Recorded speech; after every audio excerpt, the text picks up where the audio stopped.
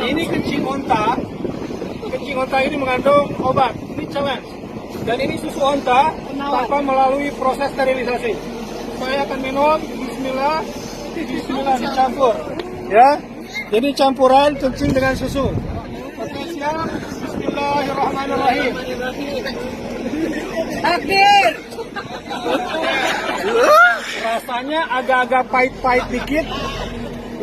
Dan ada kayak gitulah rasa-rasa enak, tapi Kamera dong. ya. Oke, challenge lagi. Dan penelitiannya ini dapat menyembuhkan sel-sel penyakit sel kanker di dalam tubuh manusia. Dan ini bagus buat pencernaan. Dan Nabi SAW juga merekomendasikannya. Ya. Allahu Akbar.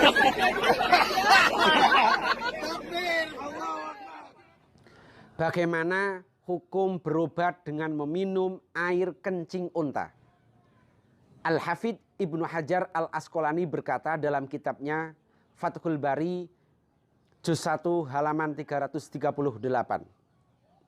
Wa dhahaba Syafi'i wal jumhur ilal qaul binajasatil abwal wal awrasi kulliha mimma kulil lahmi wa ghairihi.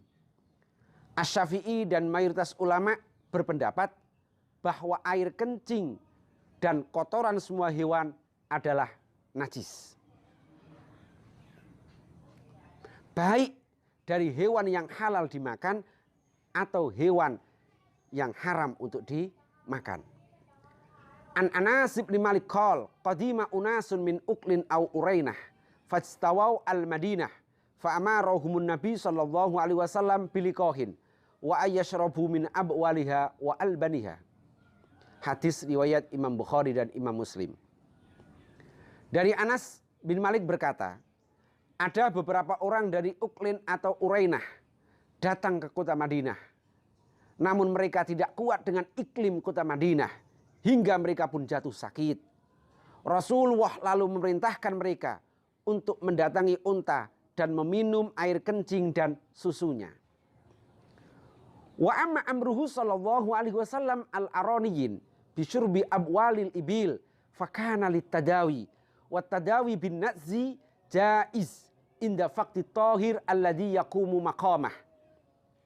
Kitab Mughnil Muhtaj juz 1 halaman 233. Adapun perintah Rasulullah sallallahu alaihi wasallam kepada al-araniyin untuk meminum air kencing unta tujuannya adalah untuk berobat. Dan berobat dengan benda najis itu boleh. Dengan catatan, selagi benda yang suci tidak bisa menggantikan, dijadikan obat. Mufti Al-Azhar Mesir, Syekh Atiyah, berfatwa dalam kitab Fatawi Al-Azhar, juz 10 halaman 109. Amma tadawi bin nazzi ghairil khamri wa tanawulun nazzi haram. Faqad qala al ulama innahu la yajuzu illa inda darurah. Amma indal ikhtiyar wa tawafurid dawa'il halal fala yajuzu. Berobat dengan benda najis selain khamr dan mengkonsumsi benda najis itu hukumnya haram. Para ulama berkata, hal itu tidak boleh kecuali darurat. Dan ketika dalam keadaan normal dan tersedianya obat yang halal, maka tidak diperbolehkan. Syarat berobat dengan benda haram itu ada 3. Bisyarti ayyukhbiro tabibun muslimun adlun. Pertama, disarankan oleh dokter muslim yang dapat dipercaya. Wa alla yujada dawaun halal. Tidak ditemukan obat yang halal. Au syai'un akhaffu hurmah. Atau obat yang lebih ringan keharamannya.